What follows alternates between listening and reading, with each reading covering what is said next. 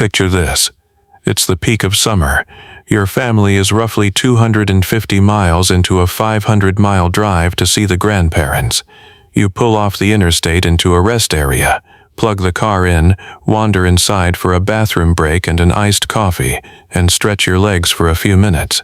When you drop back into the driver's seat, less than 10 minutes have passed. The dashboard doesn't read 78%. It doesn't read enough charging to make it to the next charger. It reads full, completely full. And the range estimate tells you that you won't need to stop again before your own driveway comes into view.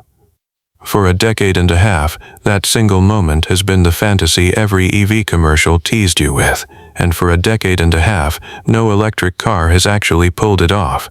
Charging still meant waiting around. Range still meant doing arithmetic in your head.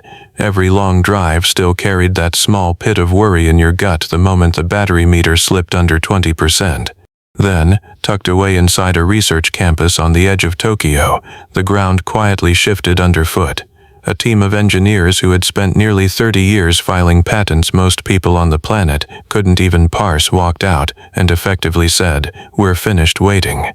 Not a fresh spin on lithium-ion, something completely different, new chemistry, new rules. And, just like that, the question stopped being whether electric cars could ever truly match a gasoline car.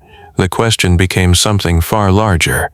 What happens to the entire worldwide auto business the day the single biggest limitation holding EVs back for 15 years simply evaporates?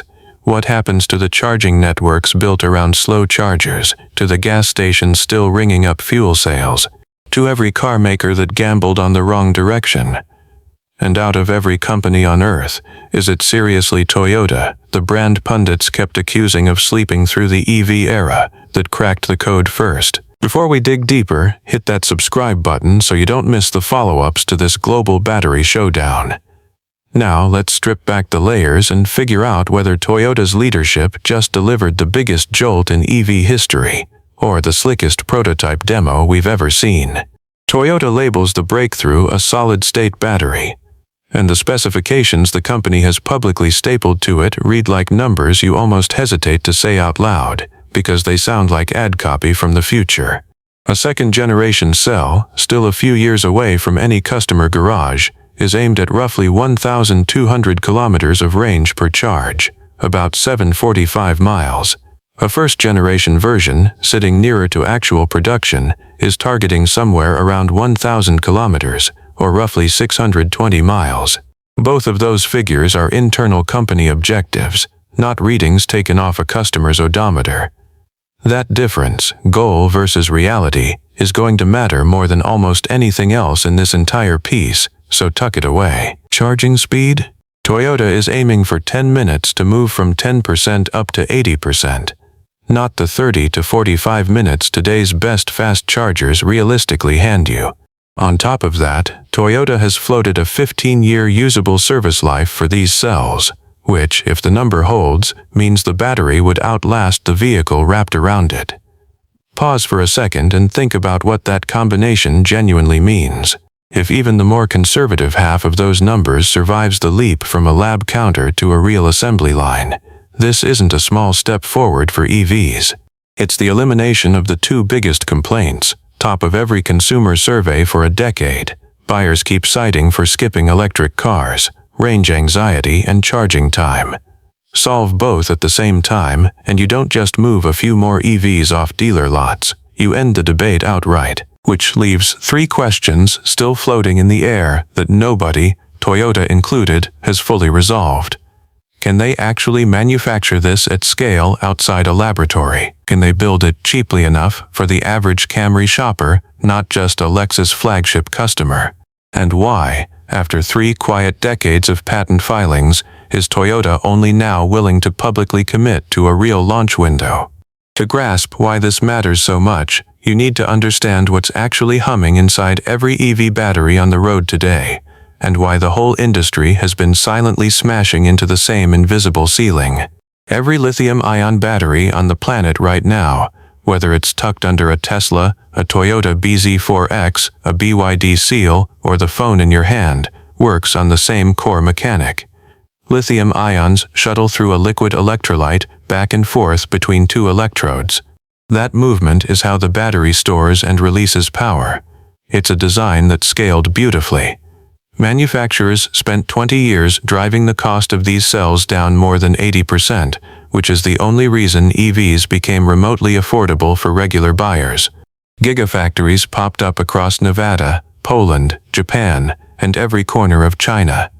A globe-spanning supply chain assembled itself to dig lithium out of Chilean salt flats, refine nickel in Indonesia, ship cobalt from the Congo, and stamp out cells by the tens of millions. It worked. It's still working. And it's simultaneously running out of runway. Here's the reason. That liquid electrolyte is flammable. It breaks down under heat. It breaks down with age. And physically, it caps how quickly you can shove ions through the pack without the whole thing cooking itself. That's the reason ultra-fast charging still stresses the battery and gradually eats into its lifespan. Energy density, how much power you can cram into a given weight, has been creeping up in small annual bumps, not the massive leaps every EV commercial teased 10 years ago. The best commercial lithium-ion cells today sit somewhere between 250 and 300 watt-hours per kilogram. That figure has hardly budged in years, even as customers demand more and more range. Think of it as the liquid ceiling. Every EV currently on sale is stuck beneath it. More range means a heavier, pricier pack. Quicker charging means more heat, faster degradation, shorter life. Cheaper cost means a smaller pack and less range. Push down on any one corner of that triangle and the other two corners push back, because the underlying chemistry hasn't fundamentally changed since lithium-ion first crawled out of a Sony lab in the early 1990s. And this ceiling isn't purely a technical headache, it's a geopolitical one. China refines and manufactures the overwhelming share of the world's lithium and battery cells today through firms like CATL and BYD, which means every automaker outside China, Toyota very much included, is currently constructing electric cars on top of a supply chain they don't own. For a company as strategically cautious as Toyota, that wasn't just an engineering issue. It was a national security concern wearing a battery order form. This is the point where Toyota's story genuinely gets interesting. Because Toyota didn't roll out of bed in 2024 and decide to work on solid-state batteries. Toyota has been chipping away at this technology for more than 3 decades, filing more solid-state battery patents than nearly any other company on the planet. Well over 1,000 of them. For most of those 30 years, it looked to outside analysts like an academic exercise, the sort of moonshot a company with a fortress balance sheet funds and nobody honestly expects to see in a showroom. Toyota first floated a public launch date back in 2020. That slid to 2023. Then it slid again toward 2026. Every time, the delay was explained the exact same way. The chemistry works. Building it reliably at scale is the tough part. What just shifted, and this is the piece most casual EV commentators glossed over, is that Toyota stopped speaking in patents and prototypes. In October 2025, Toyota picked up formal Japanese government approval for mass production of its sulfide-based solid electrolyte technology. Its industrial partner, the energy firm Idemitsu Kosan, broke ground on a large-scale pilot manufacturing facility for the solid electrolyte material in early 2026, publicly described as the final proving ground before genuine commercial-scale production kicks in. That's not a press release rendering of a concept car anymore. That's heavy industrial infrastructure with a government stamp of approval attached, and that shift from lab bench to industrial groundbreaking is why everyone in the automotive world is finally paying real attention. Let's demystify this, because the phrase gets tossed around a lot with very little explanation. In a single sentence, a solid-state battery ditches the flammable liquid electrolyte inside a conventional cell and replaces it with a solid material instead, usually a ceramic, a specialized glass, or a sulfide compound. Think of it this way. Today's batteries are like shipping liquid cargo across the ocean in a temperature-sensitive, leak-prone tanker. Solid state is like packing that same cargo into a sealed solid crate. What's inside matters far less once the container itself stops being the weak link. Practically speaking, that solid electrolyte lets engineers do three things they simply cannot do inside a liquid pack today. First, they can pack the electrodes closer together, dramatically shrinking the total volume of the cell. Second, they can use a lithium metal anode in place of the bulkier graphite anode used in every conventional battery. And third, they can push more energy through less physical space without the flammability risk and heat sensitivity that liquid electrolytes force on you. That's exactly why the density figures jump the way they do. Where today's liquid-based cells sit at around 250 to 300 watt-hours per kilogram, every serious solid-state program on Earth, Toyota, QuantumScape, Samsung SDI, all of them, is chasing somewhere between 400 and 500 watt-hours per kilogram, roughly double. And doubling the energy density inside the same weight means, in the simplest terms, close to double the range, or half the weight for the same range. That's where the 620-mile and 745-mile projections come from. They aren't marketing hallucinations. They're what basic physics predicts once you actually crack the manufacturing puzzle. And that word, once, is doing enormous heavy lifting in that sentence, because solid-state cells are notoriously stubborn to manufacture consistently outside a controlled lab. That single manufacturing barrier is exactly what has held this entire industry back for a full decade. Let me hit you with a quick countdown of what these figures actually translate into out in the real world. 5 perspectives, each one designed to make an abstract number mean something you can feel. Number 1. The human scale. A 745-mile range target means you could drive from Los Angeles to San Francisco, put in a full day of meetings, and drive most of the way home, all on a single charge. No mainstream EV on the market today can do that without at least one stop. Number 2. The technical scale. The jump from roughly 275 watt-hours per kilogram today to 400 to 500 watt-hours per kilogram tomorrow is the single number every other claim in this story hinges on. Miss that jump, and everything else collapses like a stack of cards. Number 3. The charging scale. 10 minutes to go from 10% to 80% would make an EV pit stop feel closer to a gas station fill-up than to anything on the road today, where 20 to 45 minutes at a fast charger is still the norm. Number 4. The cost scale. Some industry reporting suggests Toyota's next-generation pack could be produced for roughly 20% less than the pack currently used in the BZ4X. That figure has not been independently verified and should be treated as a reported internal target, not a locked-in fact. Number 5. The industry scale. Market analysts project the global solid-state EV battery market climbing from under $100 million in 2026 to well over $3 billion by 2034. That's not a bet on Toyota specifically. That's a signal of how much the entire industry believes this chemistry is going to win somewhere. Let that settle in, because Toyota is nowhere near the only heavyweight sprinting for this same finish line. QuantumScape, the Silicon Valley battery developer backed by more than $2 billion in funding and a deep manufacturing partnership with Volkswagen's PowerCo arm, has gone in a completely different technical direction. A lithium metal anode design that scraps the graphite layer altogether. The company has already sent sample cells to automotive partners, with independently measured density figures near 844 watt-hours per liter and 301 watt-hours per kilogram, and is targeting vehicle integration around 2028. Samsung SDI is operating its own sulfide-based pilot line and is working with BMW on a demonstration vehicle slated for 2027. CATL, the largest battery manufacturer on the planet, has taken the most cautious posture of anyone. Rather than sprinting toward full solid state, CATL has pushed a semi-solid condensed battery as a bridge technology, which is the clearest possible signal that the company with the most to lose from disruption is in no rush to leap first. BYD and several other Chinese manufacturers are chasing similar semi-solid roadmaps, while Dongfeng Motors in China is separately pursuing a roughly 600-mile solid-state EV of its own.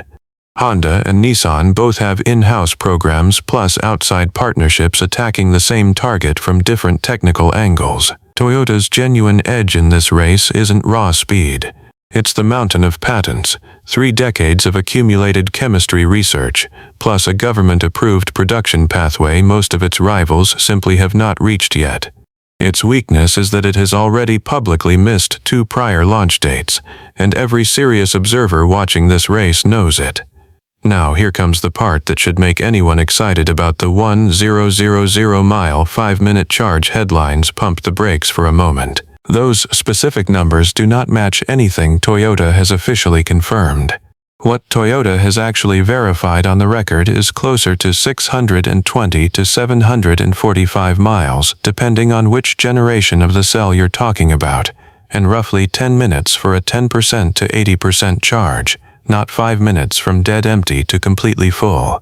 The gap between the viral headline version of this story and the documented reality of what Toyota has actually promised is exactly where hype thrives.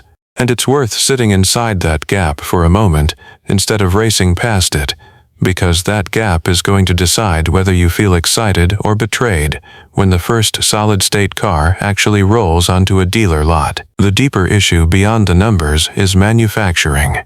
Solid-state cells demand tolerances measured in microns.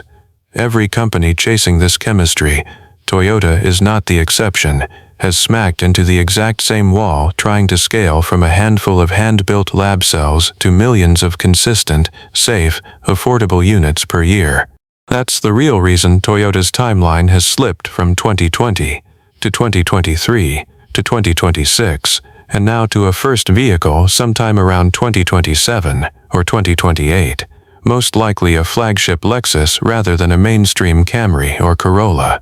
Early production volumes are expected to be small, thousands of cars, not hundreds of thousands.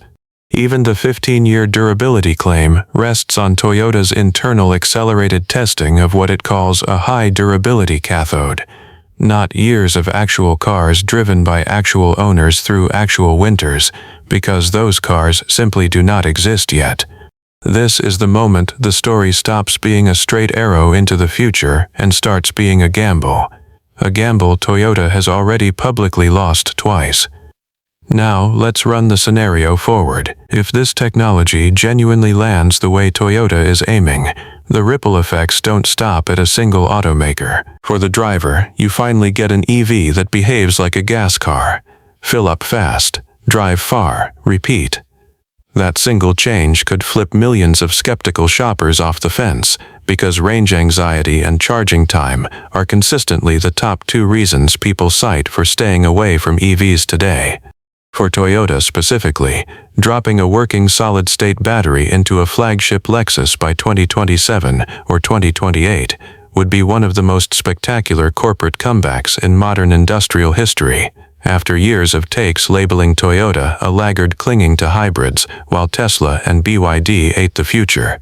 For the industry, it forces every other automaker into a binary decision: either match the chemistry or retreat into competing on price and volume, effectively splitting the global auto market in 2. For charging infrastructure, 10-minute charges only matter if the actual charging network can physically deliver the huge power draw those speeds demand. That means utilities and charging companies would need to seriously upgrade grid capacity at thousands of stations, not just bolt more cables onto existing sites. For Japan as a country, a domestic solid-state supply chain, built with a partner like Idemitsu Kosan and blessed by the Japanese government's own production approval, would meaningfully cut the nation's dependence on Chinese-dominated battery manufacturing. A genuine geopolitical realignment, wearing the costume of a car battery. If it stumbles, or, more realistically, if it simply arrives slower and smaller than Toyota keeps promising, the consequences are just as real, just as global, and honestly maybe more likely. Toyota has already missed 2 launch dates. A third slip hands the entire moment to whichever competitor gets there first, Whether that's QuantumScape with Volkswagen, Samsung SDI with BMW, or a good enough Chinese semi-solid alternative that lands years earlier at half the sticker price. A pricing failure looks like this.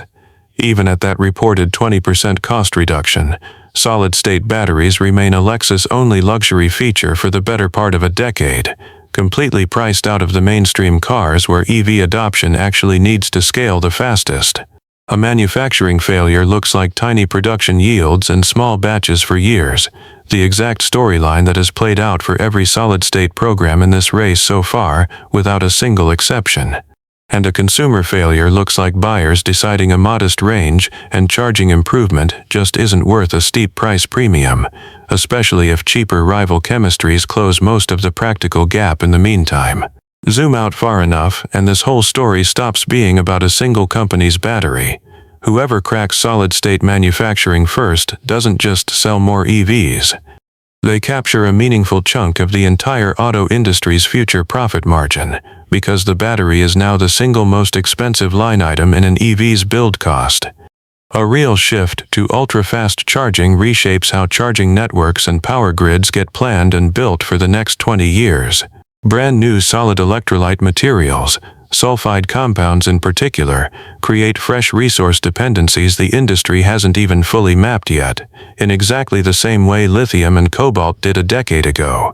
And the race itself, Japan's Toyota backed by its own government, America's QuantumScape locked into its Volkswagen partnership, Korea's Samsung SDI, China's CATL and BYD playing a patient volume game, is really a proxy fight over which region controls the next era of automotive manufacturing. The battery in your next car may end up mattering less as a product and more as a marker of who won that fight. So let's land this. Here's what we actually know. Toyota has a real, government-approved production pathway for a solid-state battery. Toyota has a real pilot plant under active construction. Toyota has real density targets that are close to double what today's best batteries deliver. Here's what we don't yet know. Whether Toyota can manufacture this chemistry at any scale bigger than a Lexus flagship. Whether the 15-year durability claim survives contact with real owners and real winters. And whether 2027 or 2028 turns out to be Toyota's actual finish line, or its third missed date in a row. That uncertainty isn't a flaw in the story. It is the story. Because somewhere between the verified 745-mile target and the viral unverified headline of a 1000-mile 5-minute battery, sits the real question this technology is about to answer for the entire global auto industry. Is the wall that's held electric cars back for 15 years finally cracking? Or are we just watching the most convincing prototype the EV industry has ever produced? If this breakdown gave you a clearer picture of what's actually happening than the mainstream headlines, smash that like button and hit subscribe, because this fight is only just getting started, and we're covering every twist as it lands. So here's what I genuinely want to know from you. If Toyota really does deliver a car with 700+ miles of range and a 10-minute charge by 2028, does that finally change whether you'd buy an EV? Or has that moment already come and gone for you? Drop your honest answer in the comments below. I read every single one. Thanks for watching, and I'll catch you in the next one.